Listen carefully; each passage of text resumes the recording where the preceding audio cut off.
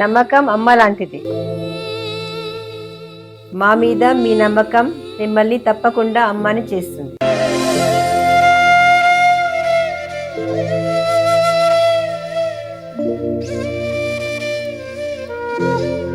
నేడు ఎంతో మంది మా మీద నమ్మకంతో అమ్మాయారు. మిథునం వారికి కనుక చూసుకున్నట్లయితే మీకు మిథునం వారికి ఉండే గొప్ప లక్షణం ఏంటి? వీళ్ళు నడిచే వికీపీడియా. ఎప్పుడు కూడా వీళ్ళు ఎప్పుడు నాలెడ్జ్ గెయినింగ్ బాగా చేసుకుంటూ ఉంటారు.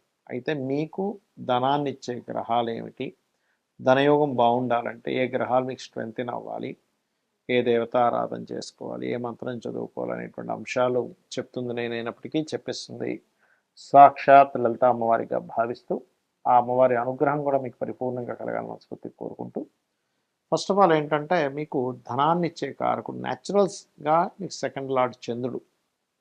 మూన్ గనక స్ట్రాంగ్గా ఉంటే మీకు ఫైనాన్షియల్గా బాగుంటుంది. అది కాకుండా ట్రాన్స్పోర్టేషన్ అనుకోండి, ఫుడ్ రిలేటెడ్ అనుకోండి, వీటి వల్ల ధనయోగం కూడా వస్తుందని చెప్పుకోవచ్చు. కాకపోతే మూన్ పాపకత్తెల్లో ఉండడము, వ్యతిరేక నక్షత్రాల్లో ఉండడము, వ్యధకు గురవడము, పాపగ్రహాలతో కలిసినప్పుడు మాత్రం ఏమవుతుందంటే ఒకవేళ ధనం సంపాదించినా నిలబడదు. ఇక్కడ ఏంటంటే ధనం ఎందుకు నిలబడటం లేదు కూడా కొంతమందికి పాపం అర్థం కాదు.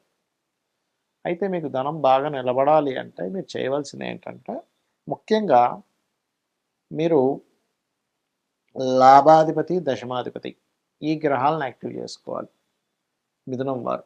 ఎందుకంటే ఈ లాభాధిపతి పాపి, దశమాధిపతి పాపి లగ్నాన్ని చూస్తే, కానీ ఇవి శాంతపరాలి, ఇవి శాంతపరుస్తేనే మీకు ఫైనాన్షియల్ గ్రోత్ ఉంటుంది.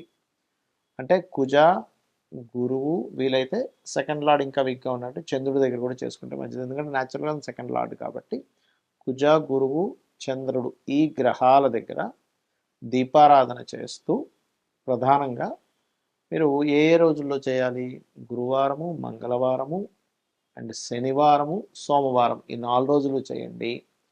చేస్తూ వీలైనంత మట్టుకు చంద్రశేఖర అష్టకం కానీ లేదా రాజరాజేశ్వరి అమ్మవారి యొక్క ఆరాధన మరియు ఓం సంపత్కరీ సమారూఢ సింధుర వ్రజసేవితాయ నమః అనే మంత్రము ఎంత మీరు రెగ్యులర్గా చేస్తూ ఉంటే అంత మంచిది. మరియు అభిషేకాలు ఎక్కువగా చేస్తూ ఉండండి. మీరు ఎంత అభిషేకాలు చేయడము, తర్పణాలు, గణపతికి అయితే తర్పణము, అభిషేకాలు ఇవి ఎంత బాగా చేస్తుంటే అంత చక్కటి ధనయోగం ఉంటుంది. అయితే ఇక్కడ ధనయోగం లేనటువంటి జాతకం ఉండదండి, ఎప్పుడైనా గుర్తుపెట్టుకోండి. ధనయోగం ఏ రేంజ్లో ఉంది, ఏ రూట్లో ఉంది, అంటే ఏ మార్గంలో ఉంది. అది ఎలాగంటే కొంతమంది చూడండి హీరోలు, యాక్టర్స్ అవుతూ ఉంటారు, మోడల్స్ అవుతూ ఉంటారు. అప్పుడు వాళ్ళకి ధనయోగం లగ్నంతో సంబంధం ఉంటుంది. మీకు ఎప్పుడైనా ధనయోగం కనుక లగ్నంతో సంబంధం కలిగింది, ఇందాక నేను చెప్పినటువంటి మీ రాశికి మీ లగ్నానికి ఏదైతే కాంబినేషన్ చెప్పానో అది లగ్నానికి సంబంధం వచ్చింది అనుకోండి, మీరు ఒక మోడల్ గానో లేకపోతే మీరు ఒక యాక్టర్ గానో, ఇప్పుడు అంటే మిమ్మల్ని చూస్తే ధనం వస్తుంది అన్నట్టుగా. ఇప్పుడు యాక్టర్స్, మోడల్స్ వీళ్ళంతా అదే కదా, అట్లా అన్నమాట. అలా కాదండి, కుటుంబ సభ్యులతో ఉంటే కొంతమందికి బాగా కుటుంబ సభ్యుల సపోర్ట్తో ధనయోగం వస్తుంది, కొంతమంది కుటుంబ సభ్యులతో దూరంగా ఉంటే ధనయోగం వస్తుంది. అది ఎలాగా అంటే ధనకారకుడు మెయిన్గా సెకండ్ హౌస్లో ఎక్కువ కనెక్టివిటీ ఉంటాడు. అలాగే సెకండ్ హౌస్లో ధనాధిపతి కనుక ఉన్నట్లయితే పర్టికులర్గా వాళ్ళు వృత్తి అంటే ఏదైతే వాళ్ళు జాబ్ చేస్తారో ఆ జాబ్ మూలంగా వస్తుంది, కానీ వ్యాపారం మూలంగా రాదు అక్కడ. ఇది ప్రధానంగా గుర్తుపెట్టుకోవాలి.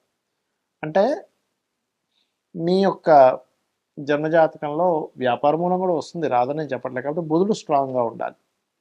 మెర్కురీ స్ట్రాంగ్గా ఉంటేనేమో వ్యాపారంలోకి వెళ్ళాలి. ఓకే, మెర్కురీ స్ట్రాంగ్గా లేకపోతే ఒకవేళ వ్యాపారంలోకి వెళ్ళినా సర్వీస్ ఓరియంటెడ్ రిలేటెడ్ సంబంధించిన వ్యాపారాలు చేస్తే మంచిది, గుర్తుపెట్టుకోండి. బట్ సెకండ్ లార్డ్ సెకండ్ హౌస్లో ఉంటే కనుక వ్యాపార యోగాలు కూడా ఇస్తాడు, కానీ బుధుడిని చూసుకోవాలని చెప్తున్నాను నేను మీకు. ఇక అదే మీడియేటింగ్ ద్వారా డబ్బులు వస్తాయి చూడండి. కొంతమందికి రియల్ ఎస్టేట్లో ఎవరిదో ప్లాట్ ఉంటుంది, ఇంకొరెవరో కొనుక్కుంటుంటారు. మీడియేటింగ్గా మీరు వాళ్ళిద్దరికీ ఒక సర్వీస్ ఇస్తారు. అలా మీకు రావాలన్నా లేకపోతే ఏదైనా ఒక ప్రోడక్ట్, ఇప్పుడు చూడండి మనకి జొమాటో లేకపోతే ఇట్లాంటివన్నీ ఉన్నాయి కొన్ని.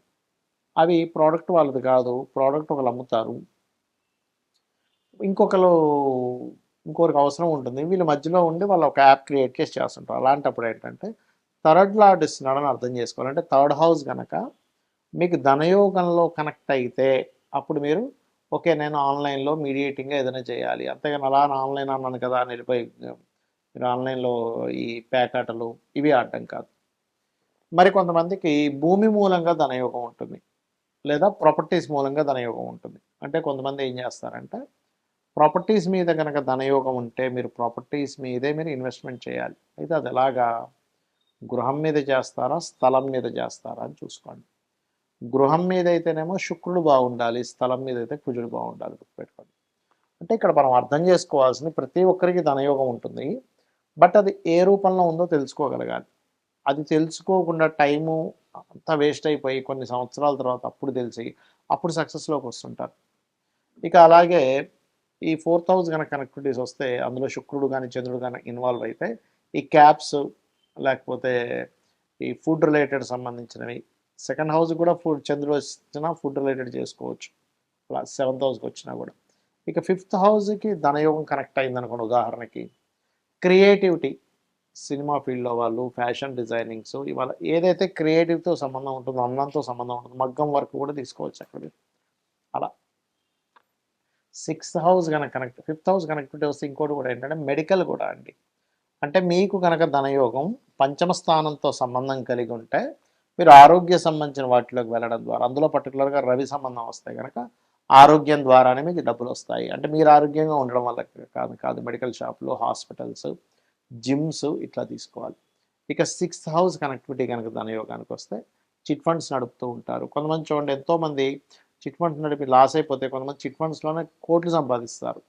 దానికి కారణం ఏంటంటే 6వ స్థానాధిపతి ధన సంబంధం వచ్చిందని అర్థం. ఇంకోటి పంచమ స్థానాధిపతి ధన సంబంధం వస్తే వాళ్ళకి సంతానం కలిగినప్పటి నుంచి ఫైనాన్షియల్గా బాగుంటుంది.